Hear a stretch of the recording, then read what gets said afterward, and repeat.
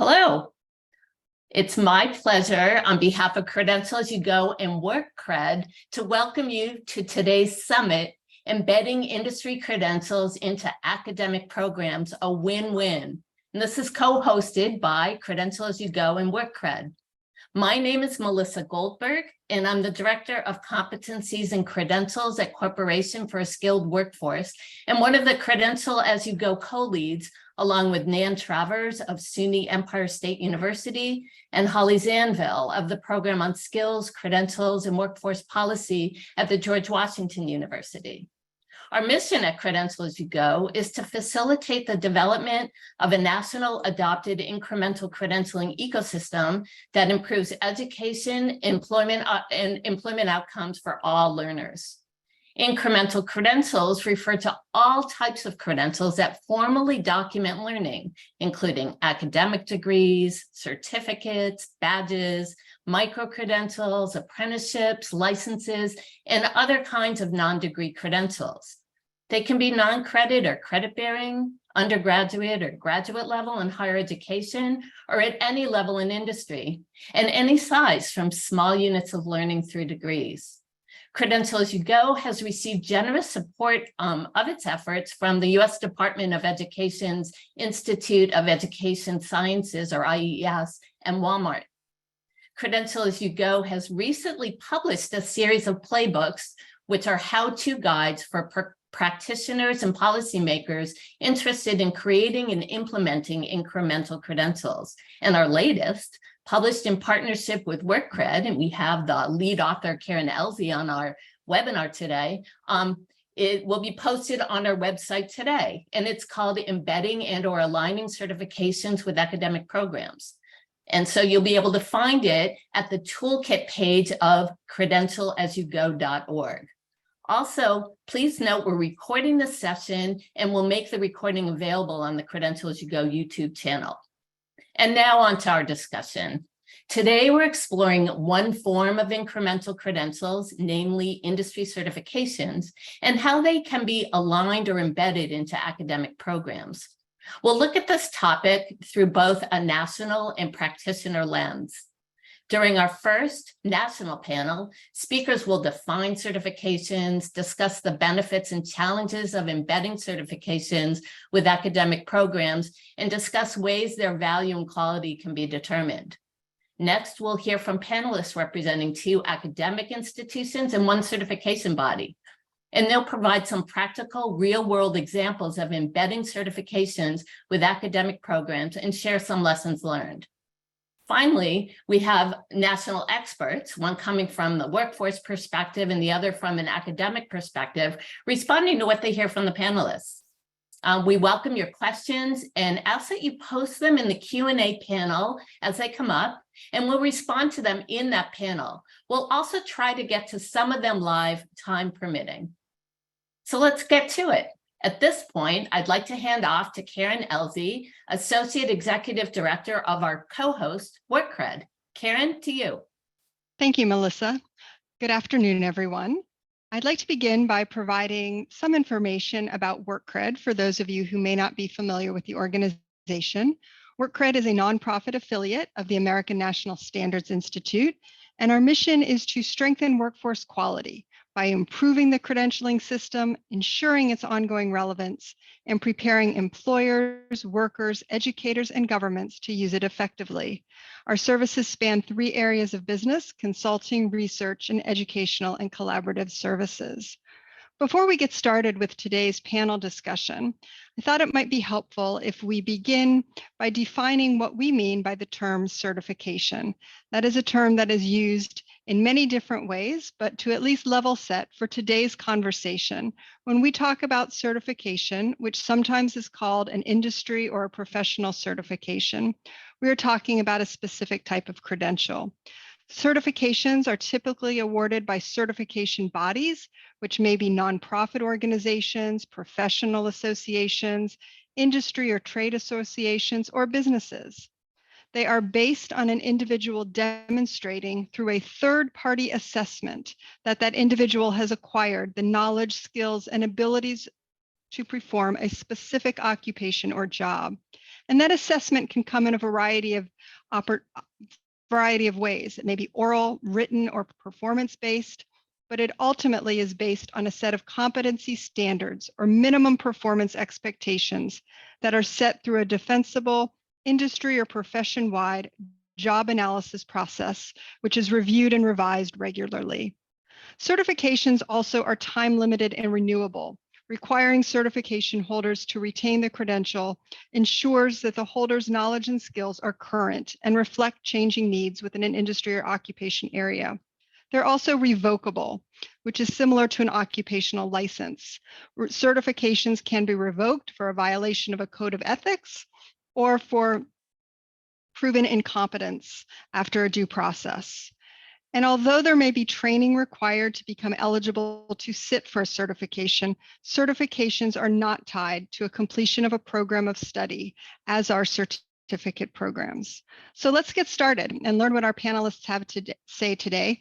I am thrilled to be joined by some esteemed colleagues, Rufus Glasper, President and CEO of the League for Innovation in the Community College, Michelle Spires, Assistant Vice President of ACE Learning Evaluations at the American Council on Education, and Julie Uranus, Vice President on Online and Strategic Initiatives at UPSEA.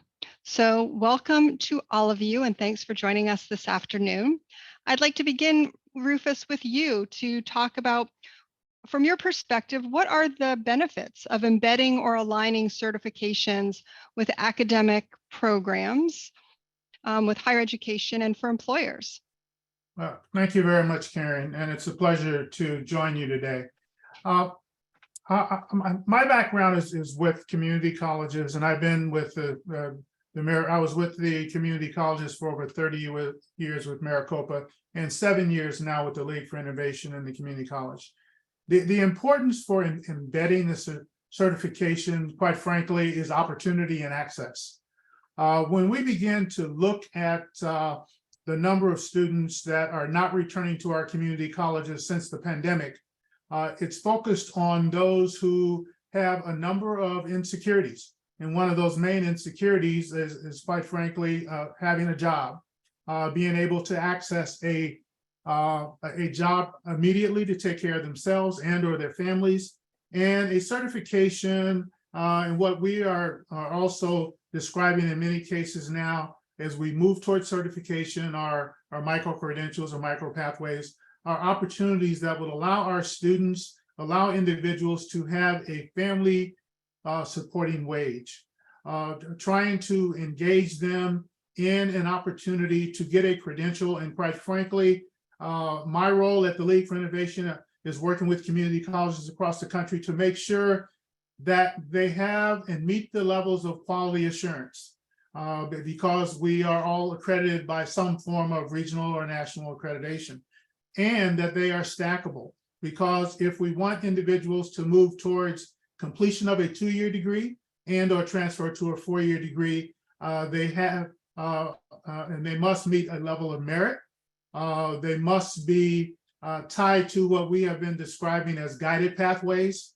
And we're trying to put them on a pathway, quite frankly, of also being able to use financial aid. Financial aid right now does not support a number of areas that are moving towards certification, but many of our colleges have institutionalized them within their program. And lastly, what I would say is that the movement towards certification has really allowed colleges to quite frankly move at the speed of business. Our antiquated processes, committees have said that we would respond in 10 to 12 months. Certifications are now saying that we must respond and approve within 10 to 12 weeks in order to meet the needs. So I think it's very, very timely that this conversation is continuing. It's been around for a while, but it's also a bridge towards meeting with what the accreditors are looking for, and then also what our communities and ecosystems are looking for. Great. Thanks, Rufus. Julie, Michelle, anything to add on? Yeah, I unmuted to jump right in. So Rufus, thank you. Karen, thanks for having us.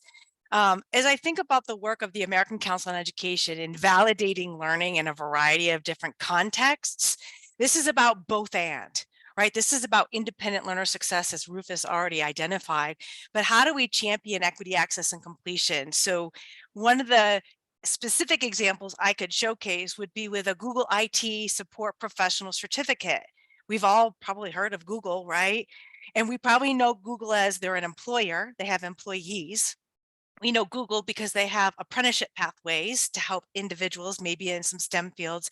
But we also know Google is offering content that maybe helps supplement post-secondary education curriculum or other employer curriculum. So as we look at the learning that occurs and we validate that for the learning currency of semester hour credits, a Google IT support professional certificate was validated for 15 semester hours lower division credit in like introduction computers, systems administration. So think about that independent learner that may be employed. Maybe they're working in a frontline retail industry and they're like, how do I get out? How do I move? How do I get upskill and reskill to my next job? So there's this both and connection that we can help cultivate as a community. So Julie, I'll pass it to you and stop stealing some of the adventure fun. I love this topic. So slow me down.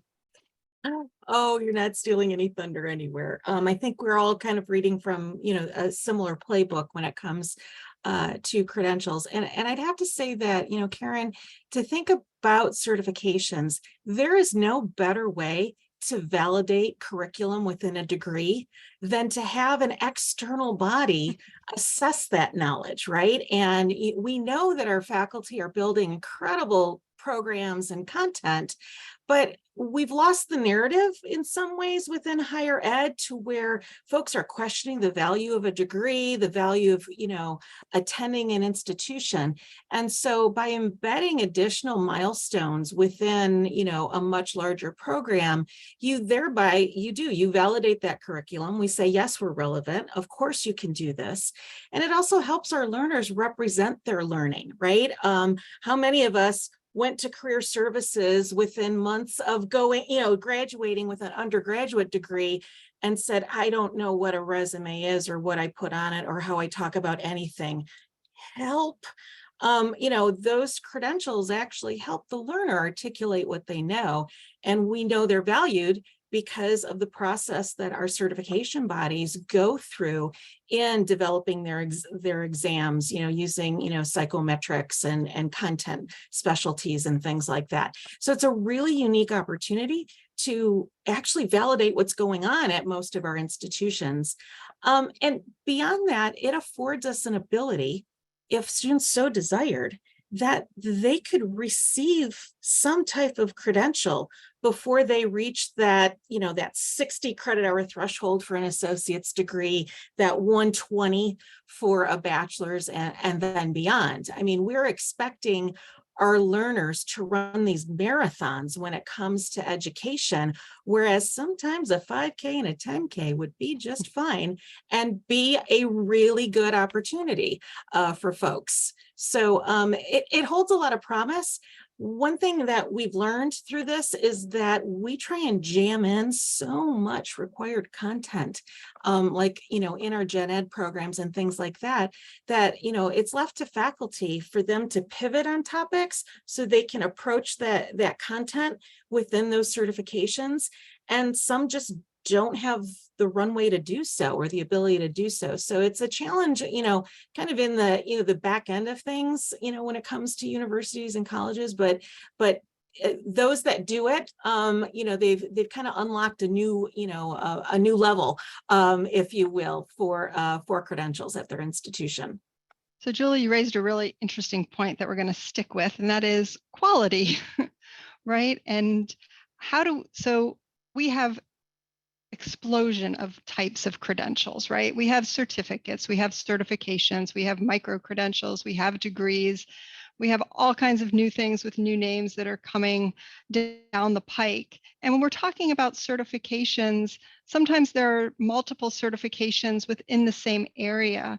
So how can institutions approach trying to figure out which certifications have value and what are some things they should be thinking about to help them determine if they'd like to align their content, course content with a certification or not. So we'll start with you and then open it up to the rest.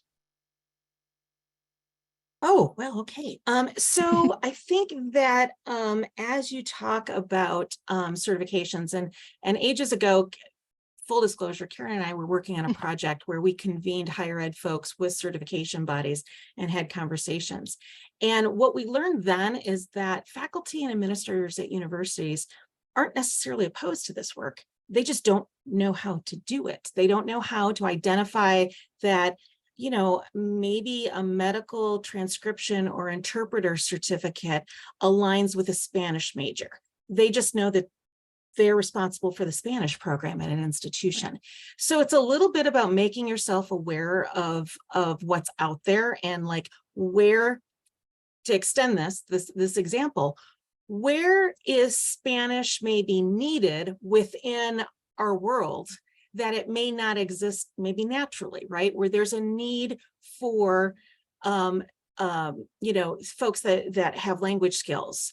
And it's as you start to think about that, you might actually go down some interesting paths, right? And so it's a challenge because, you know, Karen, you know this, the space is so broad, right? And there's really, you know, it's a challenge for folks. I would say that, you know, there's a role for folks to be, you know, possibly looking at like labor, you know, Bureau of Labor and Statistics, some of those bright outlook professions that we see in ONET and others, you know, those, until I started like really digging deep into, you know, workforce and credentials, you know, back when I was, you know, running an online operation at 2 different institutions, I really didn't think about doing that type of research to say, oh, well, when we talk about these degrees, we should talk about them within these contexts because they actually align with these, you know, bright outlook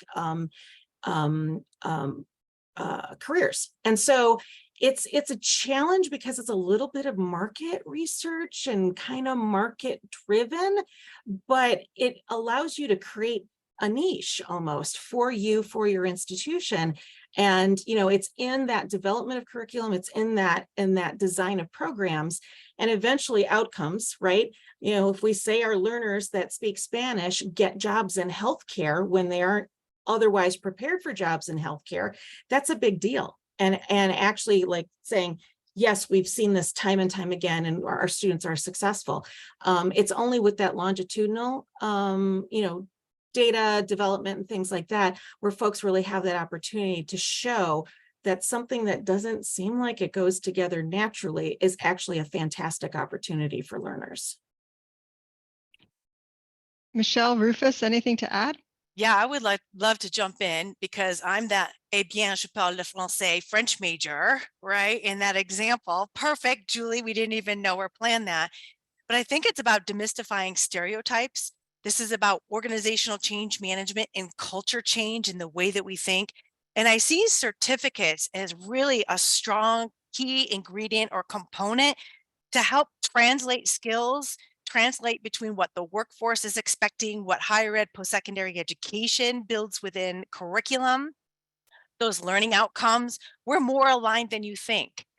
There was a great question from Monique in the Q&A about why is this movement so slow? It is about communicating and making sure we understand each other's lenses and making sure we're putting that learner first without harm. So let's pick on another very, very concrete example that ACE has validated for academic credits in cybersecurity. There's not one of us here today that shouldn't pursue a cybersecurity certificate of some level because every single one of our jobs requires that as part of our professional development. Or what if we want to try to upskill, reskill, or pivot from our career field in our work forward? So for me, demystifying those stereotypes and thinking about that organizational change management and that skills mapping and the translation. And Rufus, from a former community college chancellor's perspective, how do you get this to happen and get this change to occur? My predecessor at the League for Innovation, Dr. Terry O'Banion, once wrote a document and it was called Bread and Roses. Bread and Roses brings in the liberal arts side of the house with the workforce side of the house. And it basically says you can't separate the two. as we've have these two sides of the house, this workforce side and this credit side of the house, we've created our own divided system.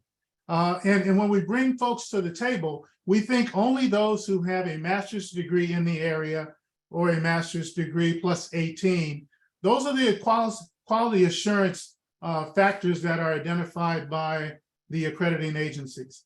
What the certification conversation is doing right now is allowing certification to be moved towards the level of equalness, and in terms of infusing what works, as has been described by Julie and Michelle, to other parts of the environment. When you think about math, when you community colleges, many of our students say they can't get through the math portion. Well, if you look at construction, you look at all the other different areas, the National Center for Construction Education and Research has certifications. If you can't do math, you can't do construction. But many of these students can still work in construction and do well, but they can't get a community college degree. So I think there's a misnomer there. So the conversation is now bringing us all to the table to say that there are answers, but the biggest divide, and I'll get back to the question that was in the question and answer, and that's on why don't more community colleges get more involved? The state funding systems, 99% of them purely fund credit side of the house. And the conversation we're having, more recently, Cisco and others went under that tent 5, 6, 7 years ago. But prior to that, that was all non-credit side of the house. It wasn't part of the discussion around curriculum. And they only fund students who are in the seats 45th day.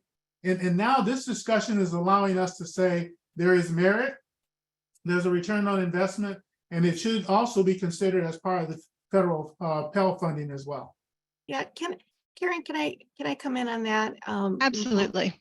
Okay, and Rufus, thank you for bringing up that the funding and financial aid. And what most folks don't really realize is that the Workforce Investment and Opportunity Act requires pieces of data that you may not naturally collect.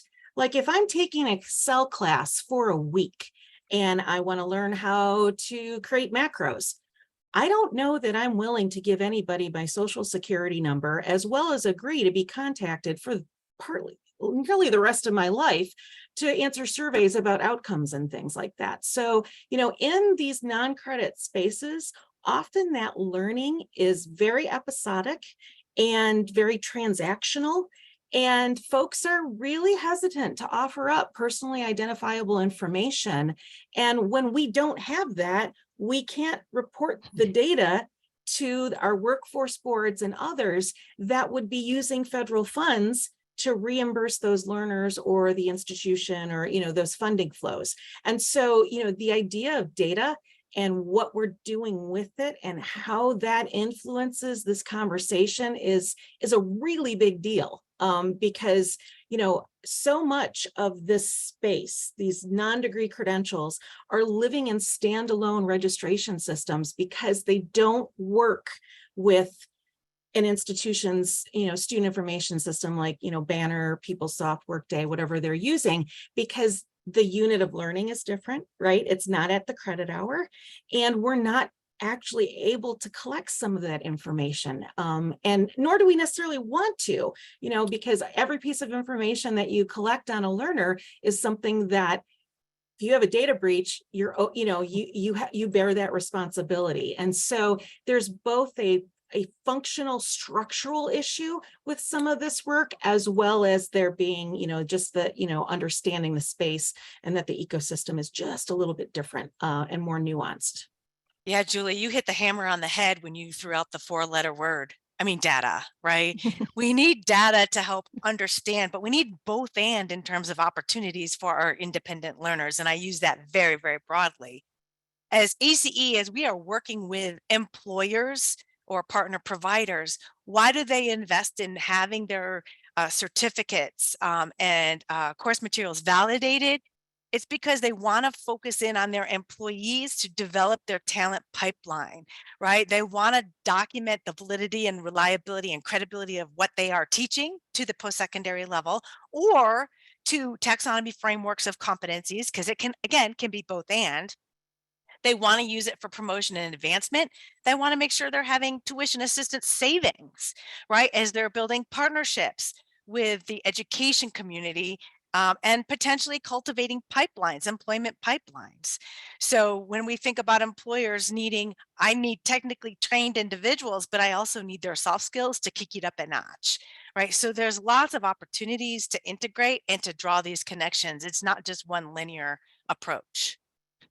Yeah, and I just want to go back for a minute and hit on a topic that some of you discussed when we're talking about, how do you identify which certification might be of value? And so for those, who are joining us on the webinar, if you haven't taken a look at the exam blueprints or the test blueprints from the different certifications, those are usually available for free on their websites. And it talks about and shows what skills and competencies are being assessed on the exam. So it's a great way to really match up and think about aligning your curriculum or looking to see whether or not a certification could be embedded after one course or after a series of courses. And another opportunity is to really look at certifications that have gone through an accreditation process, similar to the accreditation process that higher education undergoes. And you could find a list of those certifications that have been accredited at either ANAB, ANSI National Accreditation Board, or NCCA, which is a subsidiary of the Institute for Credentialing Excellence, both of which certify or which accredit certifications. And of course, if you're in healthcare and nursing, there's a specialized accreditation for that as well. Yeah. As we think about this process, and all of us have been engaged in how do we translate this information and how do we get these certifications embedded, what are the top lesson that you would like to share with those on the audience about what they should be thinking about if they're exploring this process to determine whether they should take a certification and either align it or actually embed it into their academic program? So who would like to start? Well, I don't mind. I think if I had one word of advice for anyone, is particularly folks that are higher ed folks, ask your alumni what they do now. Did they go off and get another certificate or certification? What job do they have now, right? Because if you're worried and you're like, well, I don't know the certification, universe, I don't know what would align with my degree program or anything like that. Well, you could ask someone that has that degree and what they're doing and how they got there, because they've already got a relationship with you, right? They chose you for their undergraduate degree, their associate's degree, their bachelor's, whatever. And, usually there's a level of follow-up, provided it's not, tied to, hey, we'd love to get, a donation, like a separate email, right? That's really focused on them as individuals. That's going to help you. And it's going to take you down a pathway where you can actually say, hey, well, it's a weird thing. I'm seeing a lot of our graduates from our language programs are going off and doing these things. And it doesn't necessarily, it's not distinctive between the languages. Like, our Spanish, majors are doing this, our French majors are doing this, etc.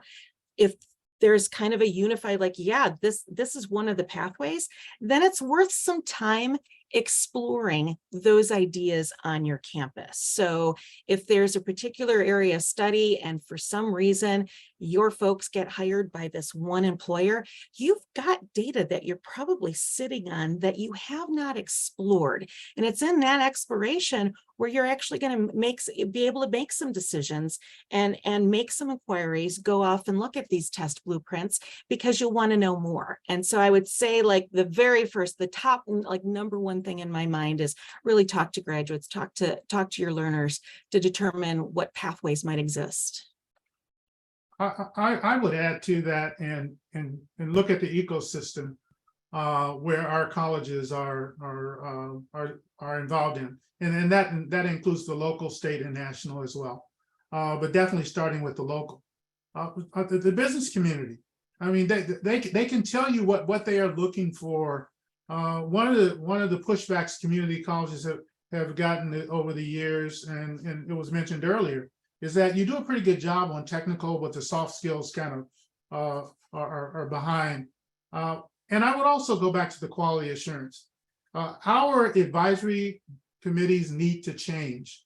They need to change, and our faculty ranks, when I talk about quality assurance and I talk about those minimal quals of accrediting agencies, they need to say that prior learning matters. Someone who's been in the industry, someone who has a credential, is just as valid or even more valid now than they have been in the past. That needs to be more of your faculty, and they need to be immersed with the quote unquote traditional faculty. And I think that'll help eliminate some of the fear. So much as what is happening in our institutions is that the fear of faculty is that their jobs will change and they aren't sure what their roles are.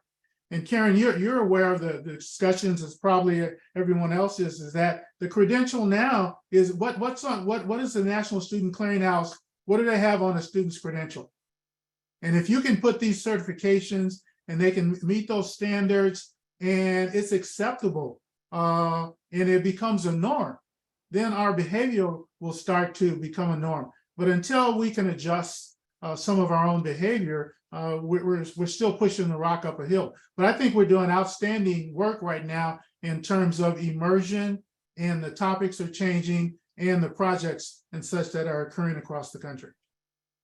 So Michelle. Julie tossed out right data and empowering learners and having conversations with learners. Rufus giving us like the policy approach, and then he threw the F-bomb down, like get the faculty involved, man. Their voices are critical. So I'm going to pivot in on the trifecta of have conversations with your employers. Through some philanthropy work that we have been doing at the American Council on Education with digital credentials and learning and employment records, one of the things we have learned with community college systems across the country in 3 different states is that employers and academic institutions are making assumptions with, for, and about one another. We got to get our swords out. We got to break down those barriers, and we have to have real courageous conversations to better understand what the employer needs are, but also make sure you're peeling back, right? When you say, hey, we need critical thinking, or hey, we need cybersecurity, well, that's massive. Like, so take some time to unpack that and really discover that. And that means it's investing time, which is our most precious commodity.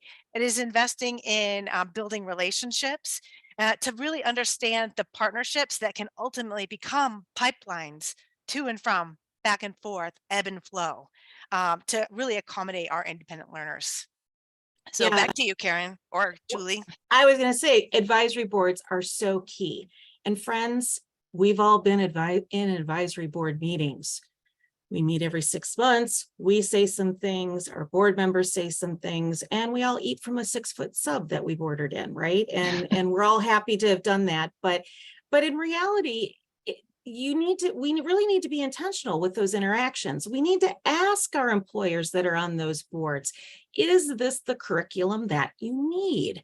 And I always say to folks, like, if you ask the question, you have to be willing to act on the responses, right? You can't just ask folks what needs to be fixed and then go, okay, thanks, bye, we'll see you in 6 months, right? Like that, it doesn't work like that. And that's the quickest way to just blow apart an advisory board, right? And just, have folks say, you know what, I'm going to send like someone else because I don't want to waste my time with this. And I would say that, as we think about this work, advisory boards are really, really important.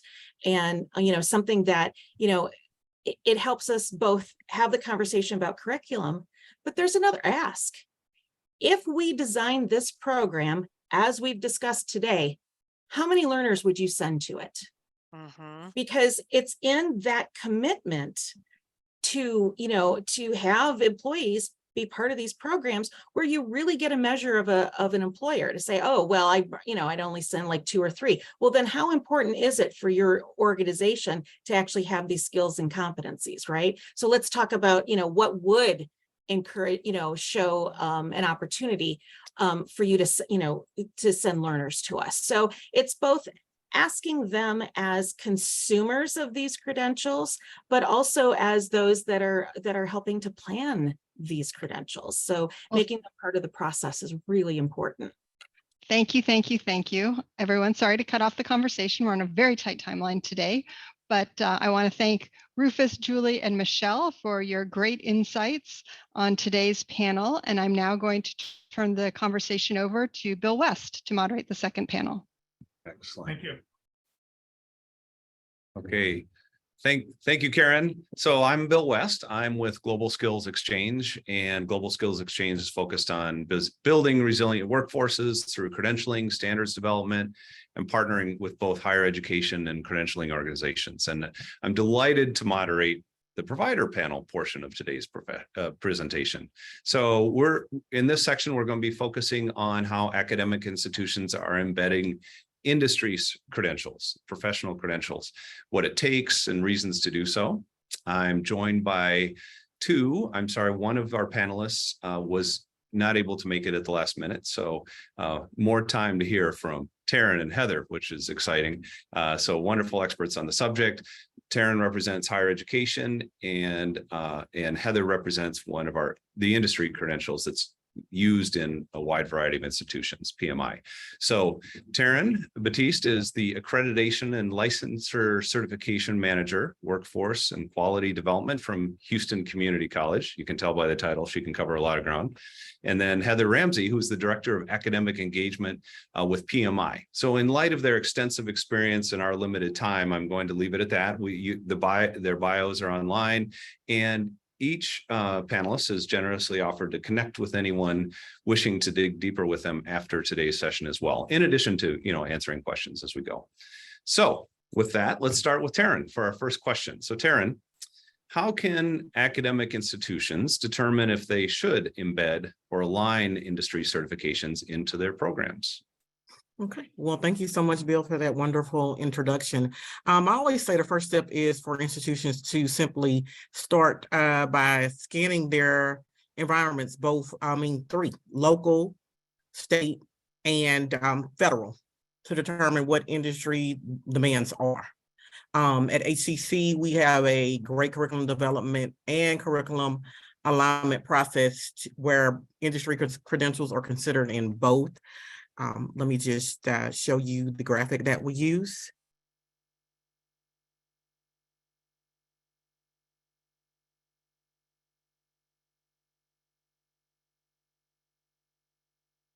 One second, technology does what it likes to do. Okay. Okay, so as you can see with our curriculum alignment process, we are identifying the need first. Is it clear for everyone? Yes. Okay, just wanted to make sure. So our first step is you see that we identified a need. And as we scroll up, and we determine that by using job market, labor market information, considering the supply and demand, and also what does the future look like?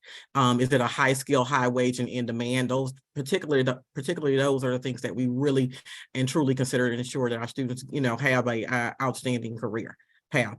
We ask, what are the skills?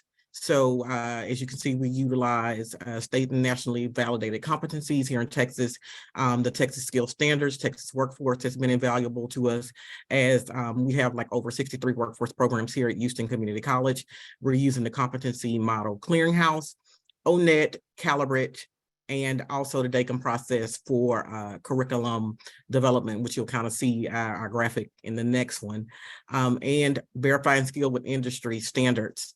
And also we have here in Texas, the Workforce Education Manual, which is what that WELCOME stands for. So we always kind of cross-reference the two to ensure that we have the industry validated competencies. And the faculty and staff's favorite part, the curriculum alignment map, where faculty come together and then they determine industry credentials based on the latest and greatest competencies. And we also have if anybody is interested in seeing that, I can send you the curriculum alignment map that we use, the template, and where and when are the skills taught. We found through some interesting conversations with faculty, it's amazing how many times in curriculum things are introduced, but maybe not reinforced, or in some cases where, in a course where it should be mastered, they're still introducing. So it's good, especially for in the HCC stratosphere, where you have 21 campuses and like 60,000 students, for faculty to kind of come together, and then they have those aha moments of where they didn't realize that in certain courses with their colleagues, it's introduction, reinforcement, and mastering, so they can kind of come together and figure out how to make those courses more succinct for more student success. As I've discussed, the redundancy and the gaps, that's one of the biggest aha moments we get from faculty and staff, especially when they realize that there are gaps when they thought that they were filling them in. And that's where also you may find out too, why students may be struggling in one particular course versus the other. And also just getting the faculty to review, collaborating with the industry members. Again, as we kind of talked about in the first panel, those advisory committee members kind of coming in to review and assist as well. And I can assure you, many of them, they get really excited when you bring them into this process, because they're finding in the workforce with sometimes with the students, they now realize what's happening. So they want to help you remediate. Then the course alignment piece, again, just making sure that the industry competencies align with the course, or is it current, up-to-date industry competencies? And sometimes you may have to go back to the drawing board with faculty and kind of encourage them to upskill or reskill as well.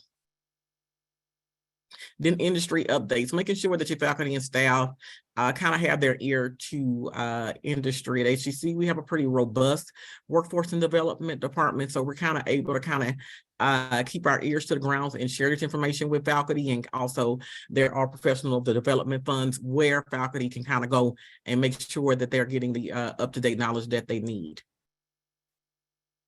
And so here's just two of my colleagues who do an outstanding job of the curriculum alignment and curriculum development process. Again, if you would like further information, see some of our templates, I'd be more than happy to share that information with you.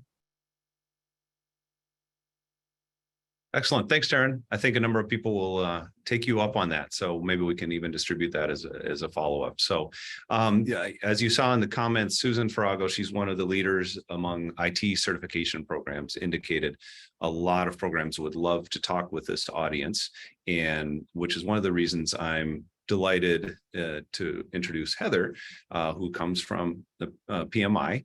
And I'll turn it over to Heather at this point. Heather, how do you work with academic institutions? How do you recommend they determine if they should embed or align industry certifications into their programs?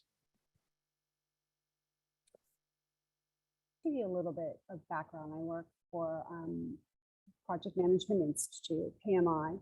And so, of course, as a professional association, we want anyone involved in the profession to be part of our membership, to be part of the offerings that we have, because that's what we're here for, quite frankly. When we look at what we do, our mission is to help empower people to make ideas reality. We have global advocacy, networking, collaboration, research, education, all of these things to prepare individuals at every stage of their career journey, especially those entering into their career journey. I think one of the things that, in addition to the certification, I'd like to mention about PMI is that we're global. We have over 1.5 million active certifications. We have approximately 670,000 members globally.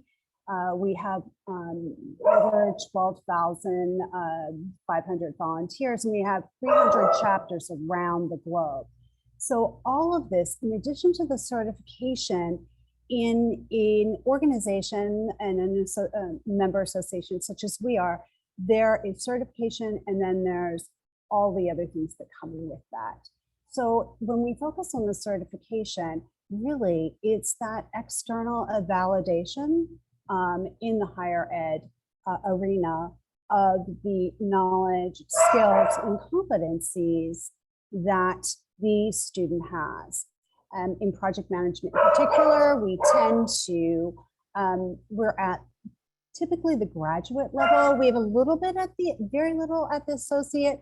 We have some at the bachelor's, but we focus mainly at the graduate level. So I see it as these certifications really, it's the employability factor. How do we increase the employability of your students and your graduates? How do we, and do you offer more opportunity, the networking, skill development, and that sort of thing? And with an association like PMI, and again, I know we're focused on credentialing, so that's all in it, but there's a bit more than just the credentialing. So I would say anyone, quite frankly, who has a degree in project management really does want to become, have their students look at our array of certification, be it more of an entry level, such as the Certified Associate Project Manager, or the PMP, which is kind of the gold star in industry, which is the project management professional. Great. Thank you, Heather. And Heather, if that's your dog, we actually want to see your dog. So I don't know, but I'm so sorry no, that's that great. That's great. sometimes these things happen. So my absolutely. apologies. It's a fun part of our video world. So Mark asked a question about academic departments seeing professional credentials as maybe even a threat. So I'll just take a quick moment to address that question because I think it's very interesting. One of the main reasons for the Credential As You Go initiative, and I'm on the National Advisory Board, so this is one of the things we talk about, is that when people do get incremental credentials, during their college experience, they're much more likely to continue, to graduate. They have something industry recognized, and the professional organizations generally will fall over themselves to say, we'd love to partner with higher education, give you industry recognized, valid, reliable micro-credentials, incremental credentials that will help them on their path to that profession, start the relationship sooner, and without even necessarily being protective over the training, right? Colleges train, they get industry recognized credentials, and it's really a, I mean, maybe not in all cases, but it's a win-win. So you have credentialing organizations that want to start relationships sooner. You have schools that want to give every incentive to keep in the program and have something even more marketable during their college experience and beyond. So I personally have seen this as a fantastic partnership. And so if I could just ahead. add into that. She's on mute. Heather, I think you're on mute. I often hear this competition between certification and degree attainment. And I really think we're at a point where we need to move beyond that, because they are not in competition. They support one another. Certification is that external validation of learning. And so I really see that for the student, if that's where we're focusing on the individual, that what we have here is a very win-win situation. And hopefully we're moving beyond that sense of competition to realize we work together so that these individuals are really prepared as, as thoroughly prepared as possible, and that they have an advantage as far as the employment market is concerned. Well, Heather, so far your dog is getting more positive feedback in the chat than I did with my comments, so that's working. Oh well, I So, apologize for my dog. No, that's great. So, Taryn, why don't we start with you for the next one? So, the final question for everybody: what does it take to make that alignment happen? and where is it happening? And in certain academic disciplines, I know you touched on this a little bit, certain academic disciplines, undergraduate versus graduate level, community colleges versus foreign institutions. So if you could include some examples of how or why you've aligned with those embedded industry certifications, go a little bit deeper, and even touch on key outcomes if you can. So. Sure. Like for example, our logistics program is having success with SAP, Software Applications Product, for business product integration for their logistics supply chain curriculum. And these are what we call course-based credentials at HCC, where students can take one or a series of courses to get a credential, and then they're able to kind of go out and be more marketable in the workforce. So with this one in particular in logistics, these classes are putting students in the workforce due to the knowledge, skills, and ability that those SAP courses gave them. And in many cases, they do come, once they become more employed, of course, they want to go up ladder in employment. So now this has sparked the interest in our logistics program to now offer the SAP 10S for 10 certification. So it's those kind of success stories that make us happy at HCC. And then of course, industry then comes once they start seeing a lot of our HCC students complete the course-based credentials to then, kind of give us the, heads up on, let's offer the next level, or, hey, if you add this next course to it, then this would allow the student to be able to get a higher position in Amazon, which is one of our biggest employers in logistics. So it's things like that, it's success stories like that. Also, even with us, as we offer PMI in our business continuing education department, we saw a big boost in enrollment during COVID, because many people were looking to reskill and upskill. As many people lost their jobs, and so they had to start a new career and quick. So we also, want to highlight, our CE programs at HCC, because we want you to come back. Great. I will round out my comments with one plug for WorkCred. And so Karen already covered it a little bit, but one of the nice things that WorkCred is doing is creating the alignment to help bridge the gap between education credentials, professional credentials in ways that industry understands. So it's actually a nice feeder for what we're doing here. So Heather, I'll turn it back over to you if you'd like to go into some of the alignment that's happening, why schools are adopting, and kind of outcomes that you're seeing. Sure. So I'd like to just, put out some examples of what we're doing, because I think that's helpful for folks to understand. Of course, embedding a credential and capstone course shows, again, that external validation of skills learned, both for the student when they graduate. We have various universities around the globe who do that. In particular, I'm thinking of Schema out of France, with also some programs in Latin America. So there's that, where you're doing that. That's also, of course, in the US, great for assessment usage as well. And additionally, we have all sorts of, there are creative uses of this too. We have a program, an academic institution in upstate New York, where as I mentioned earlier, we have chapters. So what the faculty member does, the faculty member is a PMI chapter member and is teaching in a PM project management. We talk in acronyms a lot, in a project management program. So what he does with one of his classes is they team with the local Project Management Institute chapter, local nonprofit. And so the credential, the CAPM, the Certified Associate in Project Management, the student who has that can be the leader of the student group who is working with that local nonprofit to provide them pro bono. And the chapter is supporting too. So it's this lovely combination of all of these different elements. And that's one of the things, and PMI, I'm sure, is not unique in this for a professional association, but when you're getting involved with credentials, The credential in that instance shows a level of skill attainment, and that's why a student would be able to do that to lead that group of students.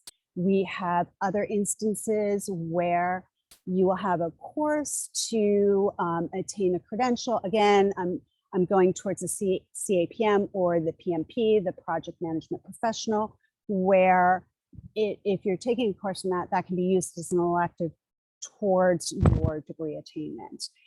So we have a variety of different programs around. Some of them are in initial phases where we're developing some frameworks. And again, it's involving faculty who are perhaps project PMI members in their local chapter, with PMI staff working with the university to develop programs, really just to, it really all focuses around employability and increasing the employability of your students and graduates. Yeah. Thank you, Heather. I will, so Kyle, I'm sorry if I got that wrong. Thanks for challenging me. I appreciate that. Let's go there next. Kyle says, I am wrong that it may be a threat or pull people away from higher education if they adopt micro-credentials. Karen has an interesting study from WorkCred, maybe we can follow up with, that shows the University of Texas system incorporating micro-credentials into undergrad degrees. And I know PMI, we can come back to this, Heather, in just a minute. I know you're embedding in higher education, student affairs, and you can talk a little bit more about that. But I'd like to ask both Taryn and Heather, what do you think about that? What are you seeing? How do you respond to concerns about if we adopt micro-credentials, industry credentials, they're less likely to complete, or it's competitive to the higher education system? I think we can leverage the resources that higher education institutions already have in place. Why not be able to offer the micro-credentials in addition to the traditional levels of certificates that students are already familiar with? I think what we find at HCC a lot of times is students have this perception of what academic program or workforce program is versus reality. So for me, the micro-credential is like the appetizer. And then once they kind of sink their teeth into that, then they then they realize that they also too, with good, student services and whatnot, they have the ability to then have these stackable credentials or really find their niche in other career pathways that align with certain industries. Like, for example, at HCC now with cosmetology, for example, many of the students, they do want to become entrepreneurs. So then they kind of go into corporate college, and then they're able to take those courses about business development, how to get a business loan and things of that nature. So I think that there is a place for both, and they can coexist in the same universe. I very much agree with Taryn, and I want to go back to our previous panelist who was talking, I believe, about being a French major. And so to really augment employability options, the certification is important, especially something like project management, which is truly a life skill. So if you're looking at the more entry-level credential, which is the CAPM, we also have a free program kickoff. It is the introduction to project management. You get a badge afterwards.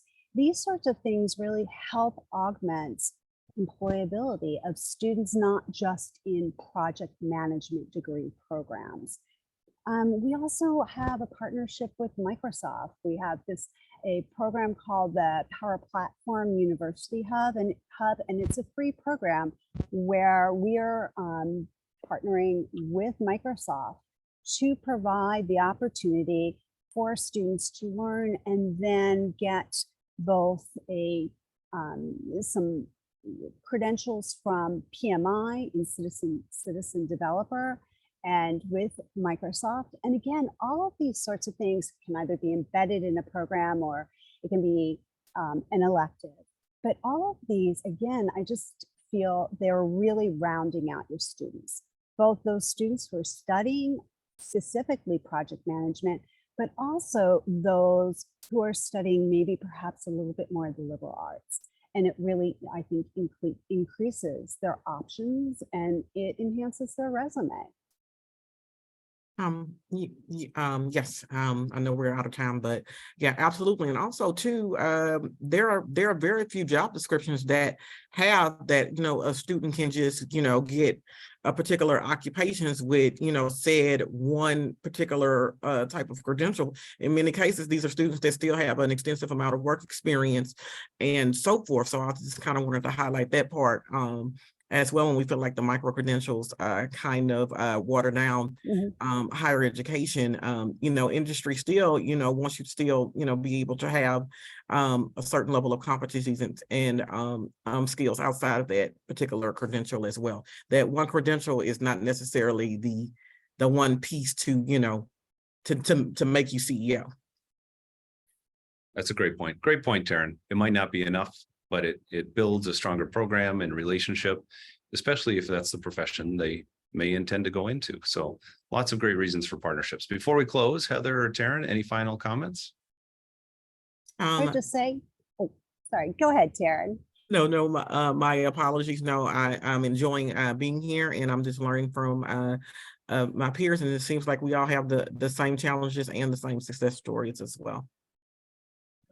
Yeah, I would just want to say thank you. I really enjoyed being here and listening to our panelists. And if anyone has any questions, please reach out to us at Project Management Institute. We're happy to answer your questions. Absolutely. Yeah. Thank you, Taryn. Thank you, Heather. Thank you for all the great questions. We'll be doing some follow-up. And as I mentioned at the outset, all three of us are fully available for follow-up. We'd love to continue the discussion. It's a very powerful relationship between professional credentialing organizations and higher education institutions. So delighted to be here. Thank you very much. And I will turn it back over to either Melissa or Karen. To Melissa. Thank you, Bill. Thank you, Heather and Taryn. And also thanks so much to Karen, Rufus, Julie, and Michelle. I think that there are such rich discussions and so much food for thought to discuss. And in fact, so much so that I'd now like to introduce Earl Buford, president of CALE, and Dr. Thomas Walker, senior advisor for economic development and military affairs at the University of North Carolina system, because I kind of want to hear from them what you both have taken away. And so our panelists covered lots of themes in these discussions. We were hearing things about how you know about quality with these certifications, issues around challenges for learners and students with respect to funding and financial aid, the availability of data to kind of inform how folks make some of these selections, the role of faculty in engaging and aligning certifications with academics, and again, the role for employers as well. And so I'll start with you, Dr. Walker. What did you hear over the past hour? What kind of reactions or takeaways do you have? Well, I heard lots of things that are similar to what we're challenged with here in North Carolina. I'll start with, I did hear conversation about was the micro credentialing or credentialing seen as a threat to higher education and or to our faculty. I don't get that sense here. And again, we're all in kind of some unique circumstances, but I think in every place that I follow, workforce is an issue. And even for our academic institutions, we've done some pretty deep dives data-wise on our state. And what we found is, like we all know, demographics around traditional age college students is declining markedly. But we're also, at least for the last 2 years running, listed as the top state for business. So we've got a lot of workforce demand that are pushing us to engage with employers. Now, I'm unique in this respect. My background is predominantly community college, and I've been in this role for 2 years. But I'm also fortunate that the president of our system was also the former president of the community college system. So there's a deeper understanding, I think, that we can't rest in the traditional sense of four-year institutions. Almost took a position of we'll build it and they will come. And that's not the nature of it. So we're learning a lot and partnering a lot with our community colleges around being able to pivot very quickly. And that alludes to something I also heard in terms of the traditional academic timeline for getting things done can often be stayed and not very receptive to the needs of business. So all of that has resonated with me. We are fortunate in that a few years ago, we at least got both our community college system and our university system into the same common numbering system. So in terms of evaluating programs and being able to build them, some of the most rudimentary challenges are already dealt with. And I'll try to have some brevity to this, but I would also say we also have a heavy military presence in our state, fourth in the country in terms of actual military presence. And so we're really being challenged by our military, and I say that in the most positive way, about because all four branches now, education of their military, of their fighting force is like their number one priority. And so they've approached us, and we are working and have worked to, in lieu of calling it anything else, micro-credentials. I'll use as an example. To work at a consulate, where the military refers to as civil affairs around the world, generally requires they want a bachelor's degree, but they have many non-commissioned officers, many years of experience, they'd like to see placed into those roles. And so we've been asked to build a micro-credential to get them, based on their work experience, what they call the evidence of their JS2, the Joint Services Transfer, getting them to a bachelor's degree in a stackable fashion. So I'll just use that as one example. But a lot of what I heard resonates with me. And also the last thing I'll say, I forget who mentioned it, but one of them alluded to the kind of non-credit continuing education side of academic institutions, particularly community colleges. This past year, our General Assembly actually increased the level of funding for that entity because they're very interested. Very often, these are very practical entry into higher education. It may be a 6-week welding course, which actually can be very profitable for someone who's coming from a low employment background. And so I'm seeing some movement, not only in North Carolina, but in other entities across the country, about having a different level of respect for what used to be called continuing education, workforce related entities. Now, forgive me for being so long. No, that super helpful. And it's so important to get that perspective from the thinking about folks and the advantages and benefits for folks in the military from that community college perspective that you shared. Earl, how about you? What did you hear from your vantage point? Yeah. Thank you, Melissa. First of all, good afternoon, everyone. Thank you for having me. Good to see my good friend, Dr. Walker. Known him for years. We finally met last week, so we're already in the middle of some really fun schemes to make sure these credentials and degrees connect. So just wanted to start with that.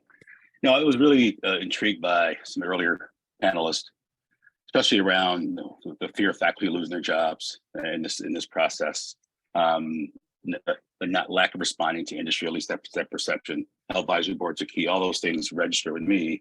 But what really registered was the question that's often asked: degrees or credentials, which are more important? And I have to say, yes, I want them all. And so I was really, really pleased to hear Tara and Keith say credentials are like appetizers, because that's just exactly the way we think about it.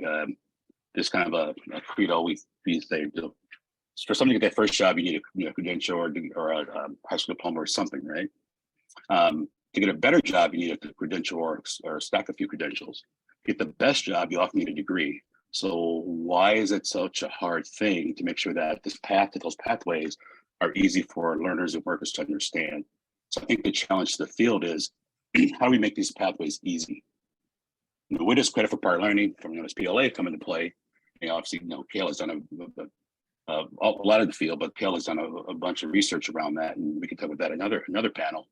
But what we're finding though is a lot of employers are starting to recognize things like credit for prior learning and in their upskilling and reskilling strategy. So how do we help them work better with the community college and the tech college systems, and then of course the 4-year. So that's a backwards way of doing it, but it's the right approach for them, and make sure that our institutions are ready for that alliance with these employers or industry players or chambers or I would say more. So I'm really focused, and Kale's work is focused on this alignment between higher education and industry and employers, and also our friends at the workforce level, whether a community practitioner or workforce systems or American Job Center. How do these things all work together on behalf of our talent in our regions, our talent strategies, and most importantly, figure out a pathways for our workers and learners. Mhm. Yeah, thank you. And I'm going to put this question out to both of you, and it's something that came up earlier, but I think it's helpful to get perspectives from all of our panelists around this. It's really about the benefits to the different stakeholders that are part of this learn and work ecosystem, right? From the workforce perspective, from the higher education perspective, from the learner themselves, from employers. Why is it helpful, and what are the benefits for each of these different groups to be able to be recognized in this way for these industry certifications and to embed or align them into academic programs? Thoughts about that? Go ahead, Dr. Walker. All right, Earl, you're too kind.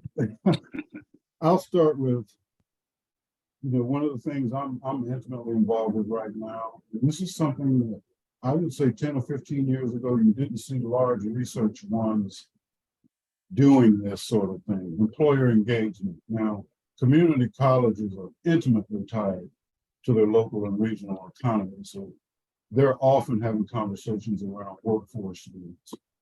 But we're having intimate conversations around some of the aid firms that are moving to North Carolina, and also some of our existing businesses. And so a lot of our conversation today has been around workforce, but also access for students.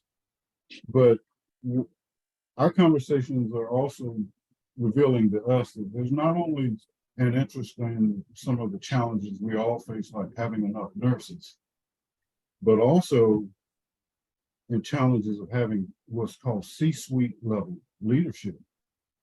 And so some of these companies' workforce don't see their workforce as just someone who can dole out a certain number of widgets. They're looking for someone who's going to be dedicated and staying with their company for a long period of time. And it's almost like compounded interest that they see. The longer that employee stays, we need to be thinking about how can we advance that employee through our company. I would say for higher ed, just the nature of competition makes this important. I won't say the dreaded word right side, but among our 16 colleges and universities, I can witness them filling to make sure that they're tied, that they're able to justify the majors that they offer. We've spent a lot of time responding to our General Assembly, asking for productivity measures, how our graduates are doing. And so we're not so blind that we don't see that as we better make sure that our credentials mean something. And then finally, for the learner, I really found this part of our conversation interesting. I just read, and I'm not a psychologist, but I was just reading last week, when we talk about a student getting a credential or a micro-credential, that success and failure both scale exponentially. And so that student or that learner who gets that first credential, often the second and third credentials come at a much faster rate. Now, unfortunately, sometimes that can go in the opposite direction, but we need to work on that. And I'm saying we both as higher ed leaders and practitioners, but also here in the state of North Carolina, is one of the things that we discovered is in going against the grain of the shifting demographics. We have thousands and thousands of people in our state who have 15 or more college credits and no credentials. And that's going to have to be a part, along with our military, to solutions for some of our workforce needs. So those are my comments, Melissa. Okay, thank you. How about you, Earl? Yeah, my first comment is ditto to everything Dr. Walker said. Now add on some color commentary to that. I think there's a misperception of how to utilize advisory councils, advisory boards. I think they're often used as tools for some advising, but also tools for grants, and to be able to say, look who we have in our ecosystem. But in actuality, it's a missed opportunity because there's an opportunity to utilize your great employer partners or to grow that so that they're truly advising, and in return, the institutions are able to quickly do what they do best, and that's put together programs and degrees and everything that they do. And there's a third piece missing in that, and it goes back to sort of about the grant making part of it. So you have those two bodies working together, and when you're thinking about how to utilize work-based learning better and make that not just for apprenticeship, but a strong tool, internships and co-ops and like that, as a talent strategy in your region to retain your great workforce, as opposed to letting them go to cool cities, which a lot of our students do at a certain age. You know, if I heard another person going to Denver, Portland, New York, I think it's those cities instead of staying in, their great regional opportunity. That's a shame on all of us for letting that happen. And so that's why I hope the listeners I know most of them are really thinking hard and wide about how to utilize work-based learning better in this strategy. In addition to the other things you're doing with redevelopment and credential development. The other piece, I'm just going to give you an example. So with the CHIPS Act passing and all of the work that's happening at the regional level, and whether, pick your region right now where they're developing plans. I found one of the plans, by the way, PL is a partner with the Semiconductor Association. So we're in the middle of some of these conversations and helping about the plan. Well, what's been interesting to me is watching, the big contractors put their plans together and taking different approaches. Some are going K-12 to post, some are going community-based and workforce. And there's only a couple that are looking at it in totality as a regional stimulus. And where I'm saying that, and I'm pleased with the fact they took the time to do a needs assessment, an accurate needs assessment of the region. What degrees are already in place that connects what's missing? Is there a national best practice strategy to bring those missing pieces, and then work with K-12 and others? So, in some cases it's been a 2+2+2 model. In other cases, it has other names. My point of that is it's all the right players working together to add what they can do, whatever's missing, saying what's out there that we can bring to enhance and retain our talent here with the right credentials, right degrees, and beyond, and with the sort of effort around that. So I just think that's a missed opportunity because of what I said earlier. If you have your advisory boards or advisory councils, a lot of it could start there and should start there. Yeah. Oh, absolutely. And bringing all of those pieces together, I really appreciate that you lifted that up. I would like to sort of open this up to the two of you and any of our speakers. We have a number of questions in our Q&A. And so I would invite any of our speakers to respond to this, but there is one that maybe I'll start with Dr. Walker on, and that's that Elizabeth asks, we know that certifications align with our curricula, especially in cybersecurity. Our challenge is building a policy structure in the institution as a whole that allows flexibility to easily incorporate, align with certifications, prior learning, et cetera. And just wondering if there are any recommendations. So I don't know, Dr. Walker, if you have some thoughts about that, and I would also open it up to any of our panelists to respond on that. Melissa, let me begin by making sure I understand that. Was the question more about the process for approval of certifications that Yeah, I think it's around building a policy Right. structure at the institution that supports this kind of alignment. Well, we've started something, and let me say this, the jury's still out because I don't know, we'll see what the evidence is like.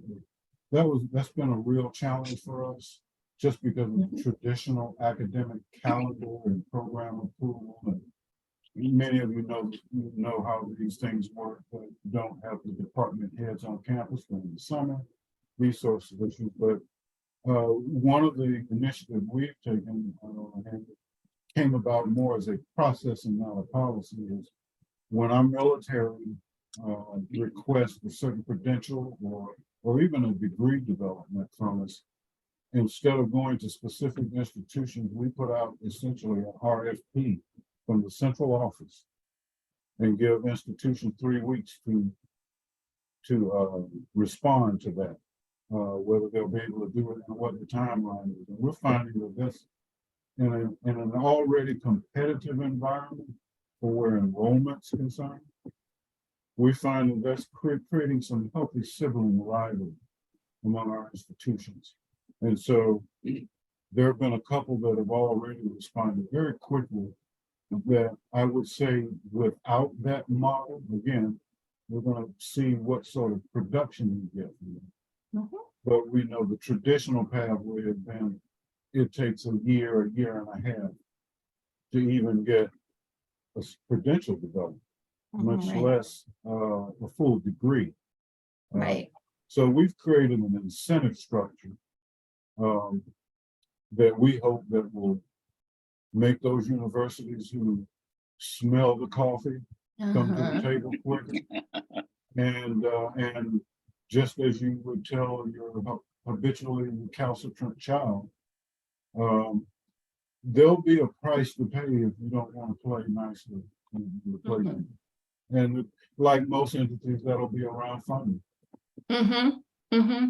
Super helpful. Thank you. Julie, jump in. Sure. And I'm going to share my screen for just a second, because from a policy perspective or an institutional policy perspective, we often advise the members of UPSIA to start thinking about your credential architecture.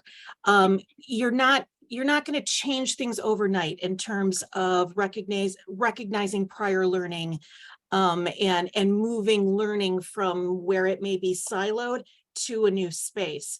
But if you start thinking very intentionally and within your governance structures and involving all interested parties in your campus environment, you can arrive at a place where we can say, well, we're comfortable with this learning because this is where it's assessed. This is how rigorously it's assessed. And then, you may arrive at something like this. This is Stanford. And they actually show, here are our credentials. Here is the rigor. Here is where identities are verified. All those things that our accreditors say that we need to do as institutions by actually situating it within your architecture and then within your policies. Because once folks understand the hierarchy of credentials, where things stack, what is acceptable, you really can get a lot further along, because you're kind of relying intellectually on the things we all understand now. And we're kind of backing in other opportunities for credentials. Thank you. Michelle. Yeah, Julie, thanks. We must be sharing some thought processes. I was going to say the sneak attack approach that I like to use is the faculty angle, right? Because when you, Melissa, were talking about cybersecurity, well, we already know that there are very firm NIST, NICE frameworks, national standards from which higher ed needs to benchmark. So as you're engaging faculty and you're looking at that model that Julie popped up is one that could be replicated, and start with a quick win. You could do that with PMI, with Heather, right? Because those are national frameworks and expectations of what learning is expected, or A&P, airframe and mechanics, and licensure areas in those spaces and certificates. So start with the quick wins, then have the data that Julie was talking about earlier on the success of those learners, and then resistance is futile. Everybody else is going to want to play. I'm just saying. No, that's great. That's great. Thank you. I'm just looking, sorry, I'm just scrolling through. One of the, okay, Julie, your hand's down again. Okay. So one of the other things that I've seen throughout this, and I think, Michelle, you just touched upon this, but really engaging with faculty. I've seen throughout a variety of the questions that folks have posted, ways of engaging faculty in and getting them involved in this process and to own and accept this process. Thoughts about that, Julie? Yeah. Go ahead. Julie Michelle. first. Okay, so at ACE, we use faculty as part of validating learning across all spectrums of industry. So activate faculty, share awareness with them. Many times faculty come to us and say, I had no clue this even existed. So we've got to start with some basic foundations and not make assumptions. And then as faculty start to learn more about the depth and rigor and validation processes of how this occurs in collaboration with industry experts and psychometricians, it kind of demystifies the stereotypes or perceptions. And then to Earl's point, lean in on the research, that 72 institution study. It opens the aperture for underserved populations. It actually shows increased learner success and degree completion. I don't want to hear that it's taking away revenue. It's not. Because success is all about completion. And through Kale's work, thank you, Earl and team, that's what we're learning from the research. So Julie, over to you. Well, and I would say this. So a few weeks ago, we finished up a custom learning community for one of our member institutions. We called it a Credential Collaboratory. And it was a cohort of faculty at a single institution. And we spent 5 weeks talking about the environment of credentials, how that institution could embed credentials and what they could do with it. It was the first time we did that, and we learned a ton. And the first 2 questions your faculty will have, and if I'm proven wrong, you can email me and I will send you a Starbucks gift card, is faculty want to know about intellectual property and they want to know about compensation. They are really kind of agnostic when it comes to degrees in a lot of circumstances, but they want to know how their work is going to be valued, how it will be, kind of pushed out into a marketplace and things like that. So as an institution or as an institutional leader, when we go back to that policy question again, having your institutional policies address intellectual property in non-credit hour courses is a great policy to start working on right now so that you build that foundation and your faculty feel as though their work is both valued and protected and their property. Great. Well, go ahead, Earl. Last word. Yeah, great. So I really want to plug the great work of our colleague here, Karen Elsie, and her playbook. So if you think about the 6 factors she listed out, I think it just amplifies the right roadmap to do what Michelle and Julie were just talking about. So obtain buy-in, create a common language, all those things. So Karen, thank you for putting that work out there, because that is a very direct and simplistic way to approach this. Thanks, Earl. That's great, Earl. And thanks for pointing that out and lifting that up, and that we encourage everyone to go to credentialsygo.org and hit the toolkit, and you'll see we're posting that playbook today. And at this point, Karen, I'm going to hand it off to you to kind of close out, but I would just like to thank all of our panelists and moderators for a great discussion. Thank you. Thank you. Yes, thank you everyone for a wonderful discussion on the concept of embedding and aligning certifications with academic degree programs. As a reminder, this recording will be made available after the session. And as Melissa said, you'll be able to access the playbook that Earl mentioned on the Credentials As You Go website in the Tools and Resources section. There were a lot of questions in the Q&A on micro-credentials. Sometimes a micro-credential includes the certification. It depends on how the college or university is defining things. If you'd like to see more information on micro-credentials, I encourage you to access WorkCred's website on a new report with the University of Texas system on integrating micro-credentials into undergraduate experiences. And we look forward to hearing from all of you who might be taking the leap to align and embed certifications and other credentials in your programs to learn from you and to see how we can continue to update the playbook and provide more and more examples so that we can get this concept to scale. With that, thank you very much, and everyone have a wonderful rest of the week. Thank you all. Thank you. Thank you.